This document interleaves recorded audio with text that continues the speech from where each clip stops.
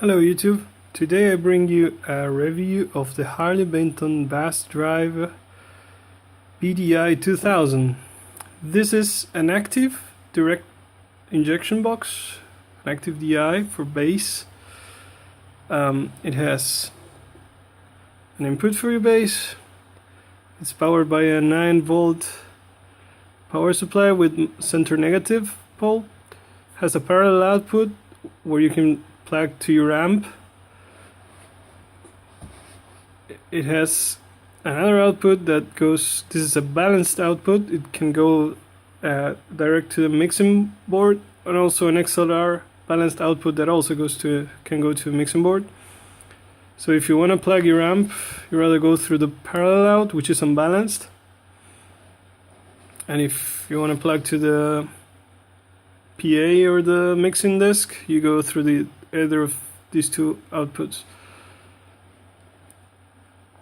It has a contour knob, a color knob, a treble, mid and bass control, a ground lift switch that might come handy if you have ground hum, a level knob, a blend knob, and a drive knob, and the foot switch for bypass.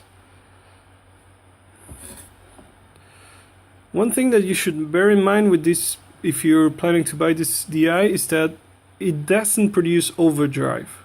The drive knob actually produces something that when I play to my ears sounds like compression rather than overdrive.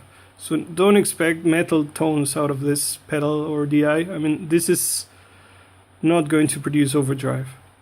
It might overdrive an amplifier if you just crank up the level, but the drive knob should be called, to my ears, when I play through it, I feel more like it produces compression. So the blend knob is a knob that does basically a mix between the bypass, like the sound you would get in the bypass mode, and the sound you would get with the active DI engaged. I usually just use it full-blown wet mix, so only the tone going through the active DI with the EQ and everything. But if you want to mix in a little bit of your clean unfiltered tone, you can do that through the blend knob.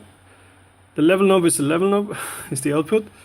It has a little bit of boost, so if you want to use this DI as a booster, you can do that for maybe having a slap tone with a nice EQ and a little boost through the parallel output to an amp. You can use this pedal for that.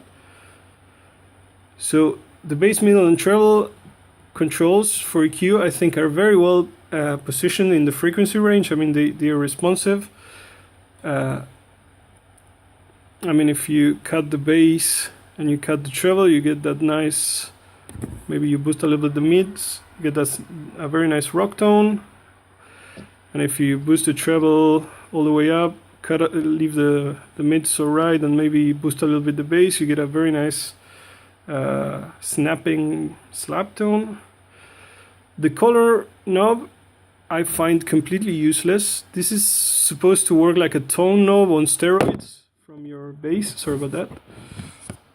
So it basically is a low pass filter, but it's very aggressive. I mean, if you engage just a hair of it, it's going to completely cut all your treble, and your sound's going to be very, very muddy. So I found completely useless this knob. I always leave it at 0. And this is the most, I believe, useful function of this DI, which is the contour knob, which is to my ears, it adds body to your bass. I mean, it makes it sound like it's actually sounding through an amp with a, I don't know, 8x10 cab rather than just a DI.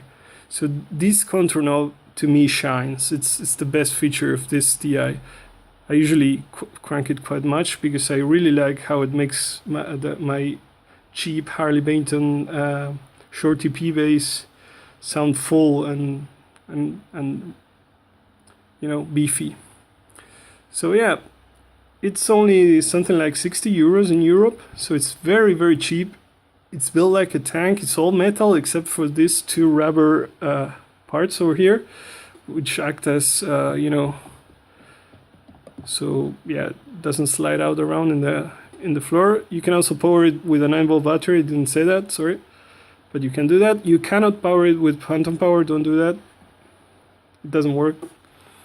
And yeah, the rest is metal. The switch is, yeah, feels kind of flimsy, but yeah, it works. It does the job. I mean, I don't use it as a pedal. I just leave it on all the time. But if you want to use it as a booster or something like that, yeah, maybe it might bring some problems down the road.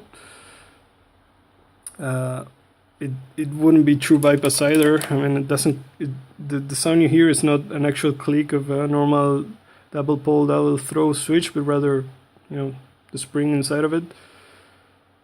But yeah, I mean, I think it really adds something positive if you have like you're on a budget and you don't want to spend big bucks and you want to improve the tone of your bass, or maybe you don't have an amp and you want to use this to just have a backup of your amp for gigs and stuff, or you want to use it for recording to improve the sound of your cheap bass. Yeah, I mean, I think it's totally worthwhile. I mean, it's something like 60 euros. It's super cheap and packs a lot of bang for your buck. I mean, so yeah, you should know that it doesn't produce overdrive unless you kind of use it as a booster and drive another thing like an amplifier and that kind of thing. So yeah, I hope you enjoyed this review. I think I provide information that is important for your purchase decision, such as the drive and the contour function and the color function.